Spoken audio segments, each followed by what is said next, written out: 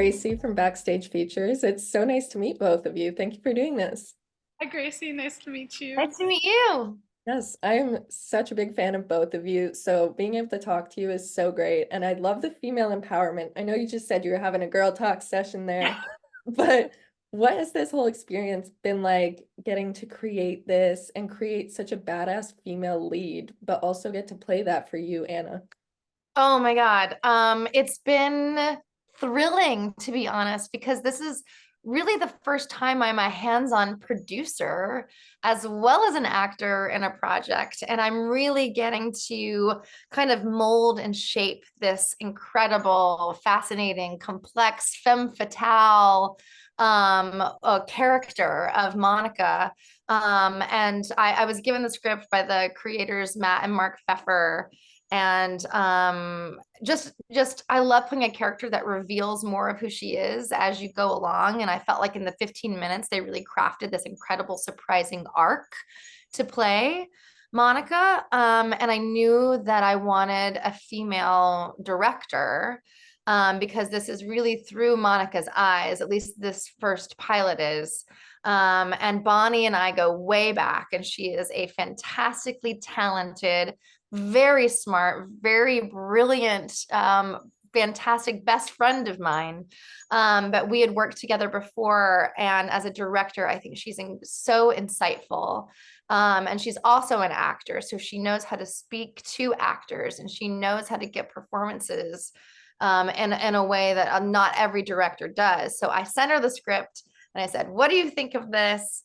I really want you to direct it." And she liked it. So I mean, Bonnie, was there something specifically, I mean, other than that amazing praise, that really drew you to want to take on this project? Absolutely. I mean, everything that Anna said. First of all, Anna already said this. We've worked together for years and we've been friends for years. So when she sent me something, already I'm inclined to do it because I want to work with Anna because it's a delight. I mean, she's a joy and it's collaborative and it's fun and we have a great time on set. We have a great time not on set. So so that's already amazing. But the script for Neodome is fantastic. The world is fantastic. It was just such a joyful community experience to get to come together.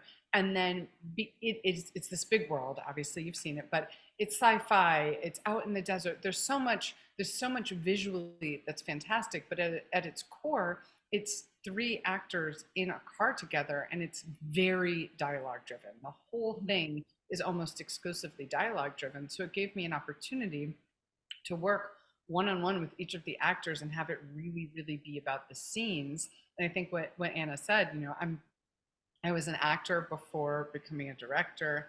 And I think one of the things I rely on as a tool, both as a director and as an actor, is that I studied practical aesthetics at Atlantic.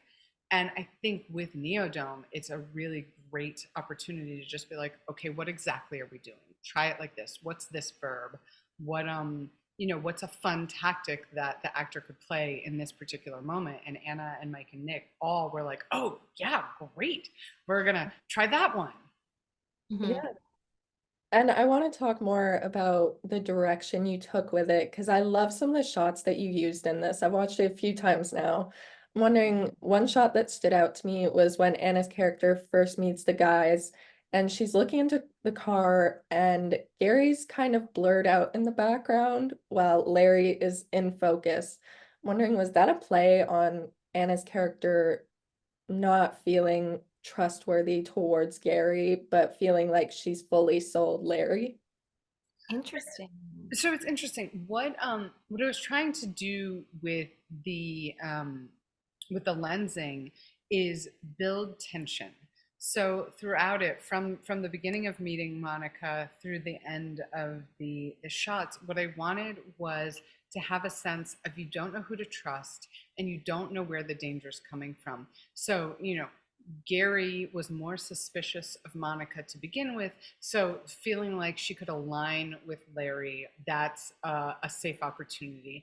And then making like I'm sure you noticed, but the shots start wide and they Mhm. get narrower and narrower and narrower as we're in the car and things are getting more dangerous for Monica. So that's sort of the objective, is to, in a short period of time, make it increasingly tense. Yeah, I was gonna say my anxiety definitely heightened as I saw it get smaller and smaller. So I love that you brought that up. But I also talked to your co-stars as well. And I'm a huge fan of futuristic sci-fi films and shows like this one. But I love the fact that if you have a ticket to the Neodome, you're safe. Out of the characters that you guys have played previously, who do you think would successfully get to the Neodome? Because your co-stars said that Mike's character from Ozark, Nick's character from Dark Winds, and Aubrey from Pitch Perfect would be a really strong trio.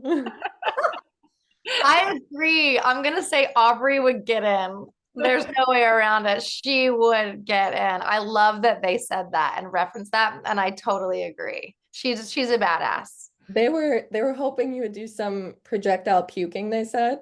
So 100%. I know Nick said that. Nick said that. Sure, Nick said that. the three of them could have like a sing-along or something on their way to the Neodome.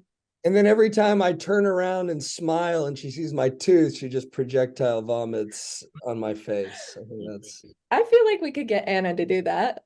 yeah, I think she would enjoy that. So I was like, I'll definitely bring it up to her, but I think she would be open to it. I would do, listen, it's all about distracting, manipulating, creating a diversion, and just being stubborn and headstrong. And I think that Aubrey has all of those qualities, and she would get into that dome no matter what. You know, Bonnie, who would you add on to that trio if you had to?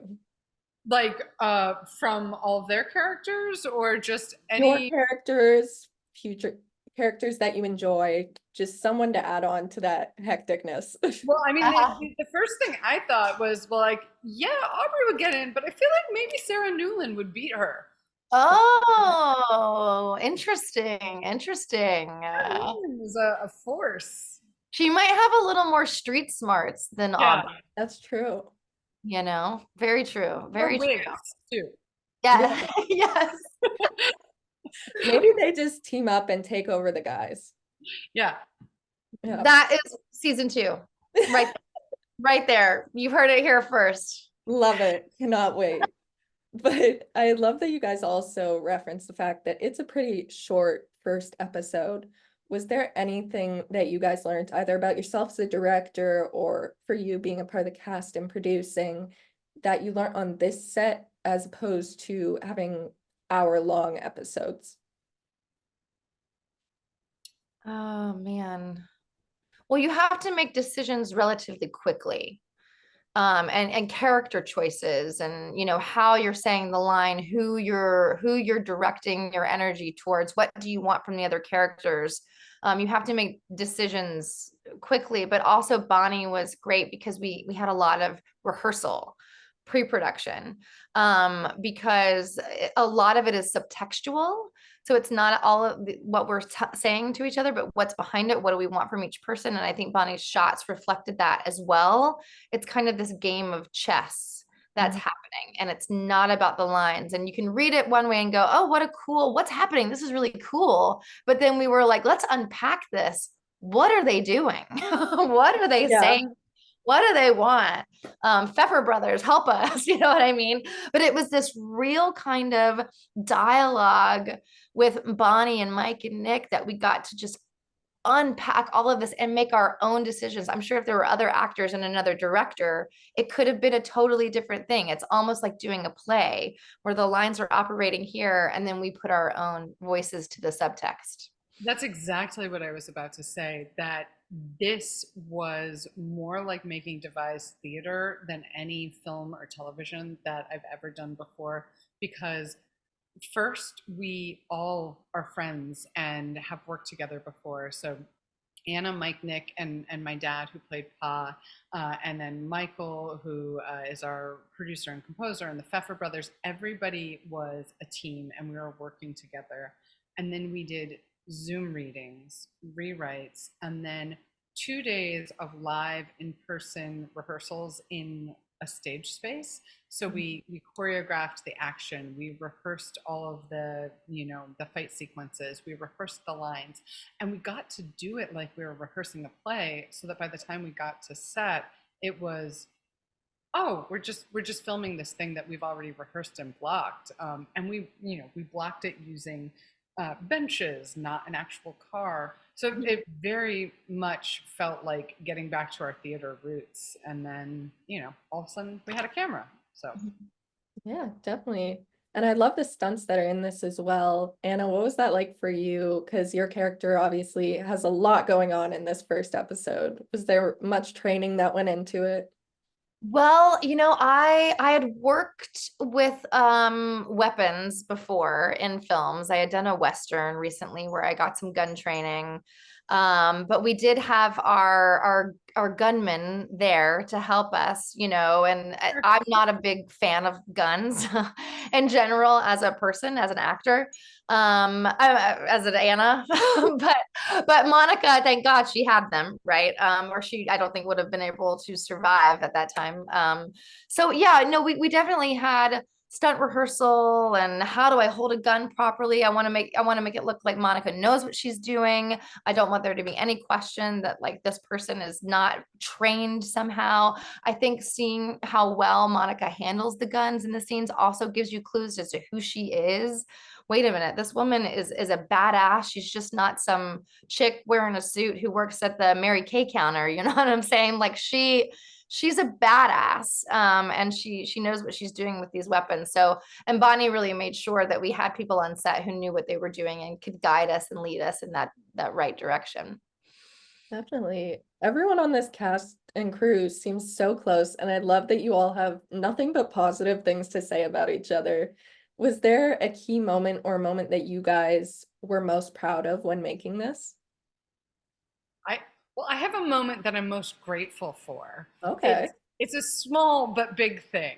So we had 3 days to shoot, and it was very ambitious. We're doing driving, we're doing guns, we're doing VFX, and as the sun is setting on the last day, we were trying to get our final shot of the movie, which is a drone shot of the car driving away, and our beautiful vintage car would not start, and the whole team got together, including my dad, who jumped out of the back seat as a dead body and was like, I'm going to jumpstart this car. Sun setting, we've got the whole team, and my dad's like, I remember this. I had cars in the 70s. And so in his linen suit as the dead body, he's helping jumpstart the car. The sun is setting. The police are telling us that they have to shut down. They have to reopen the road because our permit is expiring. We're not going to get the final shot of the movie. And then finally, the car starts. I think, Anna, did you get in? I jumped in. I said, I'm going. The cops were there already. The drone guy, everybody was like, get the drone up in the sky. And then Michael Johnson, one of the other producers, he jumps in too, and he's like ducking, and he's like, drive. And we just drove, and the sun was setting, and it was beautiful. And then we had this, like, we heard on the walkie, like, we got the shot, like, turn around, and we just turned around, and we got to drive in this beautiful, serene, gorgeous sunset of the desert. And I just like looked over, and I was like, we did it. We like got the shot. We made something, you guys. I don't know what's going to happen in the editing room, but we did it. We made it, and we got our final beautiful shot. So it was a team effort. Yes. But I love that Pa saved the day. He really just took one for the team there. Like, he was like, wait a second, I know these cars. I used to have one of these. He's just like out there. Amazing. It was incredible.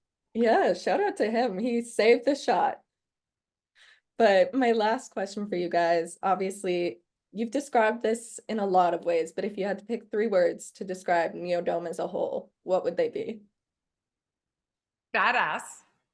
Okay. Mysterious. Feminist. Ooh, I like that. Tense. Riveting. Surprising. Ooh, Perfect. nice. Yes. Well, congratulations on everything again, and thank you so much for your time. Thank you so much.